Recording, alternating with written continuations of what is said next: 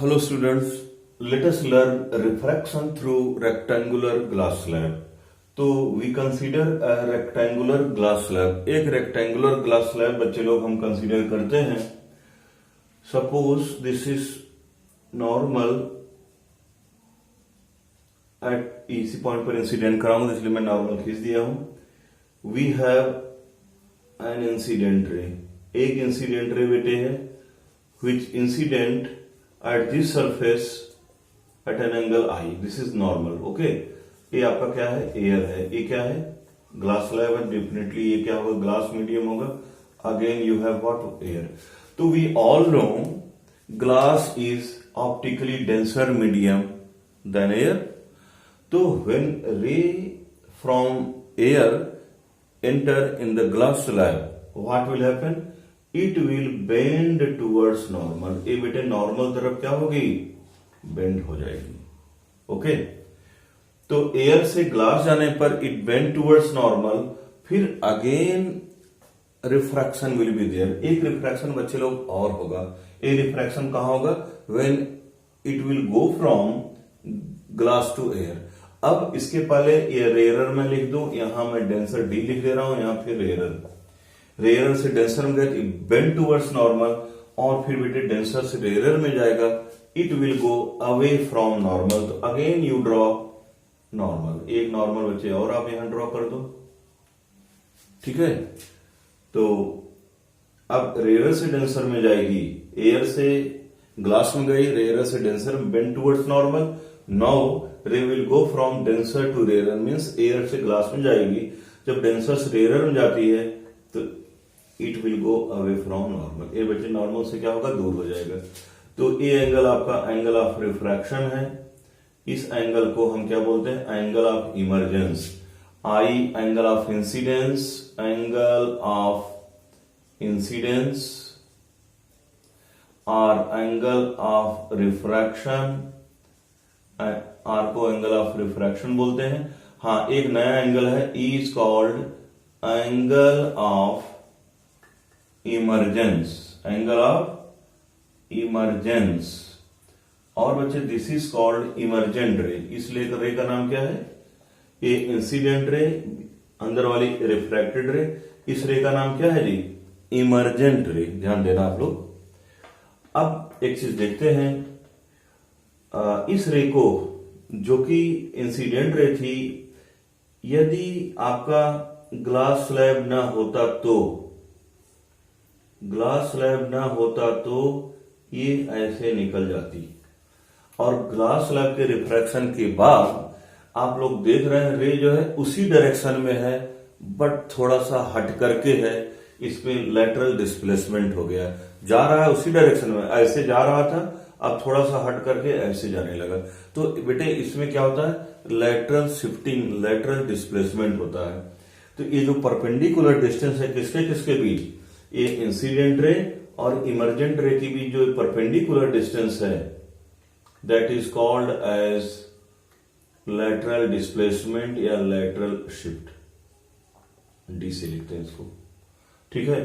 Suppose T is thickness of slab. तो ये जानते हैं लेटरल शिफ्ट कितना पाया जाता है? Lateral displacement. लेटरल डिस्प्लेसमेंट इसका प्रूफ है 12th लेवल पर है. Lateral displacement D equal to क्या होगा? आपको इसका प्रूफ सीखना है तो 12th के वीडियोस जब मैं बनाऊंगा तो मैं लिंक भी इसमें डाल दूंगा, तो आप लोग उस समय देख लेना. डी इक्वल टू होगा T sine I minus R upon cos R. ये बेटे इसका तो है लेटरल डिस्प्लेसमेंट का एक्सप्रेशन है. तो you are seeing lateral displacement which is perpendicular distance between incident ray and emergent ray. वो किस पर डिपेंड करता है जी? Thickness of the slab. More is the thickness of slab, more will be the lateral displacement. Also it depends upon angle of incidence. More is the angle of incidence, more will be angle of refraction. तो more angle of refraction होगा तो cos r की value, denominator की value बेटे क्या होगी? घटती जाएगी. तो therefore more lateral displacement will be there. Also एक चीज इसमें आपको दिख नहीं रहा क्या है? Refractive index. More is the refractive index of glass. Glass भी कई वैरायटी का होता है. सेम थिकनेस ले लो, सेम एंगल ऑफ इंसिडेंस रख लो, लेकिन रिफ्रैक्टिव इंडेक्स बच्चे अलग रहेगा तो लेटरल डिस्प्लेसमेंट भी क्या होगी, अलग होगी। तो ये जिसका रिफ्रैक्टिव इंडेक्स ज्यादा होगा, ये जो रिफ्रैक्टेड रे है क्या होगी जी, और बेंड करेगी टुवर्ड्स नॉर्मल, और ये जो है ये परपेंडिकुलर डिस्टेंस बेटे क्या होगी, और बढ़ जाएगी। तो कुल मिलाकर के आपने क्या सीखा, for greater lateral displacement thickness of slab should be more, angle of incidence should be more, and also refractive index glass slab का ये ज्यादा है तो there will be more lateral displacement. ठीक है, तो आपको इस डायग्राम से देखने से क्या लग रहा है कि इंसिडेंट रे और इमर्जेंट रे क्या है जी, एक ही डायरेक्शन में है, पैरेलल टू ईच अदर है। ये जो परपेंडिकुलर डिस्टेंस है that is called as lateral shift और lateral displacement.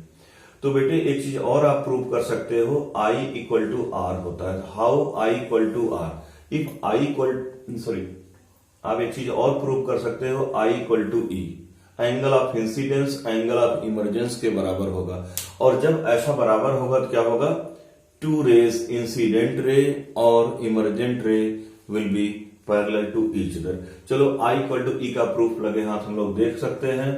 From air to glass, air से ग्लास में जब ray when light ray goes from air to glass then refractive index बच्चे क्या होगा, sine I by sine R. आप बताओ क्या होगा, sine I by sine are क्या होगा बोलो, refractive index of glass with respect to air. इसे बना दे एक इक्वेशन। फिर अब देखो जब रे ग्लास से एयर में जाएगी, from glass to air, glass to air, जब ग्लास से एयर में जाएगी तो क्या होगा, देखो ये एंगल आर है, ए बी एंगल क्या हो जाएगा, आर हो जाएगा। ठीक है जी, अल्टरनेट एंगल्स होंगे। तो एयर टू ग्लास में अब ग्लास और एयर वाले इंटरफेस पर एंगल ऑफ इंसिडेंस क्या होगा, ऑब्वियसली आर। ये एंगल आर है तो ये भी क्या होगा, आर होगा। और एंगल ऑफ रिफ्रैक्शन क्या होगा, ई होगा। तीनों एंगल को एक साथ नाम लोगे तो आई अलग है, r i is the angle of incidence, r is the angle of refraction, is the angle of emergence. लेकिन इस सरफेस पर बात करोगे तो angle of incidence angle of refraction, और इस सरफेस पर बात करोगे तो r is the angle of incidence, e is the angle of refraction. फिर सिग्नल लगाइए, क्या लगाओगे, sine r by sine E, sine r by sine e. अब क्या लिखोगे, refractive index of air with respect to glass because air is now second medium. और अभी आप पिछले वीडियो में पढ़ा था 1n2 equal to 1/2n1, this is principle of reversibility. तो जी म्यू के बच्चे हम लोग क्या लिख सकते हैं, a mu ji. Refractive index of air with respect to glass can be written as 1 refractive index of glass with respect to air.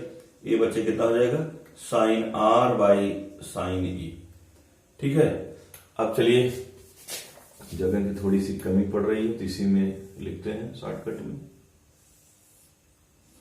ठीक है, अब देखो साइन आर बाई साइन ई कितना है, 1/a म्यू जी है। तो हम लोग इसका रेसिप्रोकल लिख दें, sine E by sine are क्या हो जाएगा जी, ए म्यू जी हो जाएगा। तो इसे बना दो equation number 2। A mu ji refractive index of glass with respect to air. Sorry यार, जहां म्यू है उसको एन समझना। 10th में एनसीईआरटी में एन लिखा तो मैं एन ही लिखता हूं। ठीक है, तो व्हाट विल बी, एक बार फिर से साइन एयर से ग्लास में बच्चे जाएंगे, sine I by sine are क्या हो जाएगा, refractive index of glass with respect to air a n g. From glass to air में r with the angle of incidence, e will be the angle of refraction. तो from Snell's law sine r by sine e equal to refractive index of air with respect to glass g n a उसको लिखेंगे। और हम principal of reversibility जानते हैं, जी n ए जो होगा 1/an होगा। ठीक है, अब इसी को रेसिप्रोकल कर दो इस इक्वेशन को, तो sine E by sine are क्या होगा, ए एन जी बाई 1। तो अब इक्वेशन 1 और 2 को आप देखिए, you see equation 1 and equation 2। Equation 1, 2 को देखें तो दोनों के आरएचएस क्या है, सेम है, तो आरएचएस भी सेम होगा। तो from 1 and 2, from 1 and 2, equation 1 और 2 से बच्चे लोग आपका क्या आएगा, sine I by sine R equal to sine E by sine R. तो ये साइन आर कैंसिल हो जाएगा, तो आ जाएगा क्या, sine I equal to sine E. Sine I equal to क्या, साइन ई, तो देयरफॉर क्या हो जाएगा बच्चे, आई इक्वल टू ई। दस angle of incidence and angle of emergence क्या होते हैं, आपस में इक्वल होते हैं। और जब बच्चे इक्वल होंगे तो both will be parallel to each other. तो मन में ऐसा क्वेश्चन उठता है, ठीक है यार इक्वल तो है, लेकिन कैसे पैरेलल हो जाता है, ये थोड़ा सा समझ में नहीं आता है। तो चलो इसको भी मैं बता ही देता हूं आपको। एक चीज ये बताइए बच्चे, ये पूरा एंगल आई है, ये आई है, तो यहां से वही इंसिडेंट रे वाली डायरेक्शन है, तो ये पूरा एंगल जो मैं कलर कर दे रहा हूं कितना होगा, वो भी आई होगा। क्यों, ये तो आर तो रिफ्रैक्टेड नॉर्मल के बीच एंगल है भैया, ये तो इंसिडेंट वाली डायरेक्शन तो यही है। तो ये पूरा जो मैं कलर कर रहा हूं वो एंगल कितना है, आई। अभी जो मैं कलर कर दिया वो एंगल कितना है जी, आई। तो अब एक चीज बताइए, आप ऐसे परपेंडिकुलर यहां ड्रॉ करें, तो ये दोनों परपेंडिकुलर्स देखो क्या है, नॉर्मल्स पैरेलल है। तो ये बच्चे एंगल, ये एंगल, हाँ इन दोनों परपेंडिकुलर्स को देखो, ये पूरा एंगल आई है, तो ये भी एंगल क्या होगा जी, आई, अल्टरनेट एंगल हो जाएगा। और अभी यहां तो कोई रिफ्रैक्शन हो नहीं रहा है, तो रे मैंने एक हाइपोथेटिकल पाथ दिखाया है। एक्चुअल पाथ क्या है, ये है, फिर ये ब्लू कलर वाली जो लाइट है, और इसके बाद ये है, ये तो एक्चुअल पाथ है, ये तो प्रोजेक्टेड पाथ हमारा है। तो ये एंगल आई, तो बच्चे ये वर्टिकली अपोजिट एंगल आई होगा, ये इसका अल्टरनेट एंगल होगा आई, ये वर्टिकली अपोजिट एंगल, ये भी क्या होगा बच्चे, आई होगा। अब आप बताइए, आई इक्वल टू ई, जब ई और आई आपस में बराबर होंगे तो ये दोनों लाइंस क्या होंगे जी, पैरेलल होंगी। यदि दोनों लाइंस पैरेलल हैं, दोनों रेस पैरेलल हैं, इक्वल टू क्या होगा, आई होगा। तो ये एंगल आई, तो पूरा आई, ये आई और ये आई, ठीक है। और आप कह रहे हैं i equal to e, if i equal to e, तो ये वाली रे और ये वाली रे दोनों क्या होंगी, पैरेलल होंगी। और ये पैरेलल है तो इक्वल टू क्या होगा, आई होगा। तो कभी काल एग्जाम्पल में आपको सॉल्व होगा, और एग्जामिनेशन में अक्सर पूछा जाता है, इस एंगल को बच्चा 30 डिग्री दे देगा, तो एंगल ऑफ इंसिडेंस बताइए, इस एंगल को 30 डिग्री दे देगा। Refractive index of glass with respect to air दे देगा, तो एंगल ऑफ इंसिडेंस भी पूछ लेगा, और एंगल ऑफ रिफ्रैक्शन भी पूछ लेगा। तो ये बच्चे एक छोटा सा कॉन्सेप्ट था, refraction through rectangular glass slab. तो एक चीज आपको मैं चलते चलते मैं बता दूं, मोर is the thickness, more is the lateral displacement, ठीक है, मोर इज द लैटरल डेविएशन। लेकिन एक चीज का ध्यान रखना, आगे हम लेंसेस पढ़ेंगे, तो लेंसेस के जो बीच की थिकनेस है वो क्या है जी, बहुत कम है। और जब थिकनेस बहुत कम होगी तो ये जो डेविएशन है वो क्या होगा जी, बहुत कम होगा। तो ऑलमोस्ट इस डेविएशन को हम लोग क्या मान लेंगे, नेग्लिजिबल मान लेंगे, और कहेंगे कि रे में कोई डेविएशन नहीं हो रहा है। इसको लेंसेस में जब हम लोग स्टडी करेंगे तो ये बात आएगी। तो हम समझते हैं बच्चे आप इसको अच्छे ढंग से समझ गए। Thank you.